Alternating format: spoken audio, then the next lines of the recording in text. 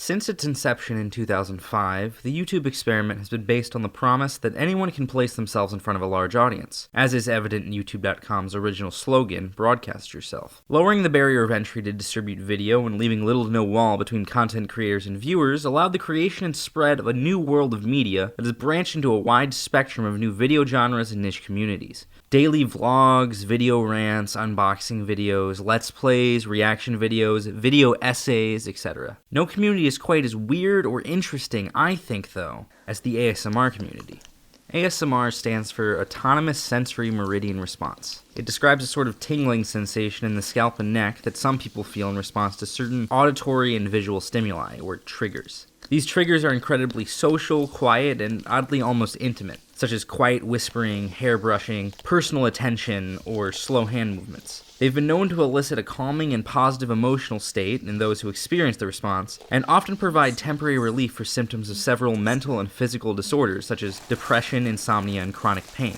Now, if you're someone who has never encountered ASMR, you're probably a little weirded out, or at least skeptical. And this skepticism is warranted. The name of the phenomenon itself is very unscientific, coined by a member of the ASMR community, not a scientist. But some scientific research has been done. A small handful of peer-reviewed scientific studies have been produced so far, including one defining the response and surveying many people who experience the sensation, and another proposing the vague outline of a neuroanatomical basis for the response from fMRI data.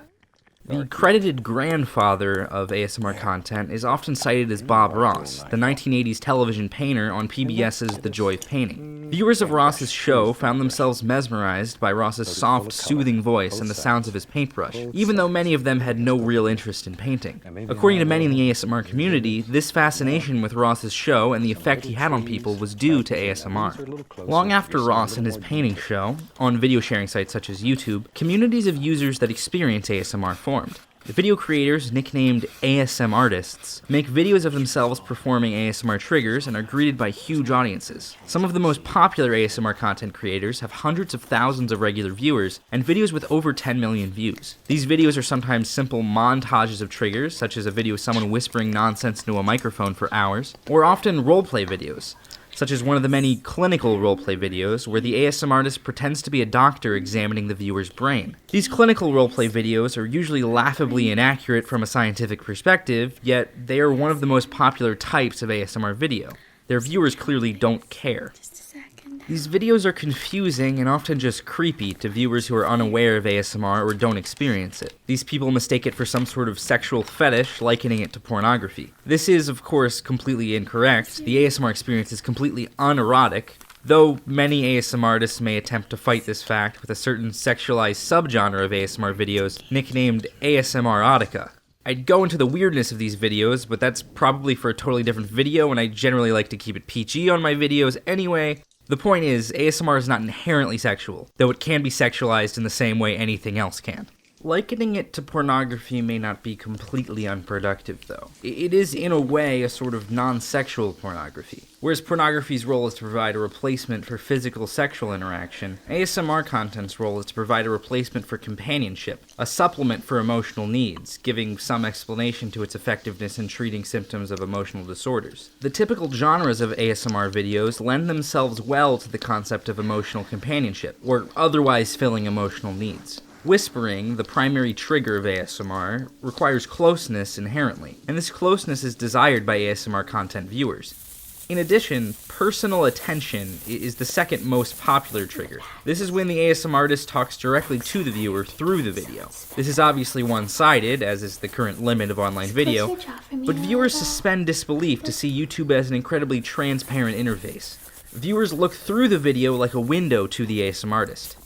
This phenomenon is expanded with the application of binaural audio and virtual reality technologies. Binaural stereo microphones essentially capture audio in the same way the human ears do, so that when someone puts on headphones and listens to audio captured with binaural microphones, the auditory sensations they feel are nearly identical to the auditory sensations they would feel if they were there when the audio was recorded. Virtual reality seeks to do the same thing for visual stimuli. As the usual reflexive interface of YouTube dissolves into transparency, the viewer is given an experience of actually sitting in a room with the ASM artist, emulating domestic space and care experiences. The companionship of a caring friend, significant other, or parent. The clinical roleplays offer an emulation of caring professionals, in a place of knowledge that tell the viewer that they are in good physical condition and assure them that, put simply, everything will be okay. Looks like you are absolutely perfect. I did not detect. The caring nature of ASMR content, in addition to the actual ASMR sensation, brings about positive emotions in its audience.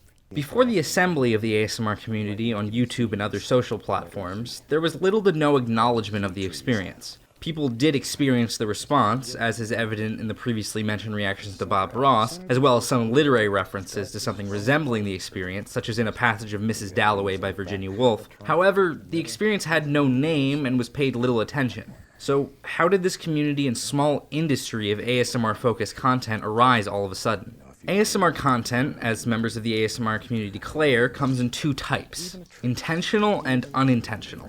Intentional ASMR content is content made specifically to trigger ASMR, while unintentional ASMR content is content made for some other purpose that just so happens to trigger viewers' ASMR, for some reason or another.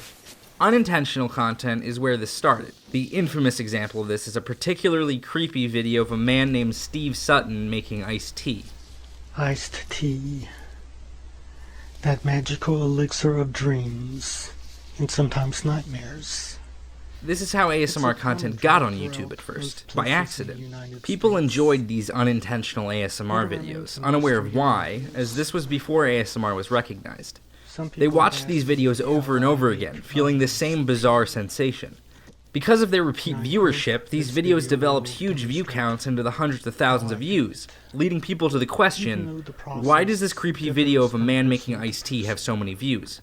The question and conversations that occur in the comment section of these videos pushed people to form small groups such as the Yahoo group, the Society of Sensationalists, and the Blogspot blog, The Unnamed Feeling. Access to this database of unintentional ASMR videos, and the conversation that began as a result, allowed for people to find other people who also felt this strange sensation, and deduce what causes it. Now that viewers had taken notice of this ASMR sensation, and realized that it can be evoked through certain triggers like whispering and tapping and other quiet noises, people who experienced ASMR began making videos that intentionally triggered ASMR.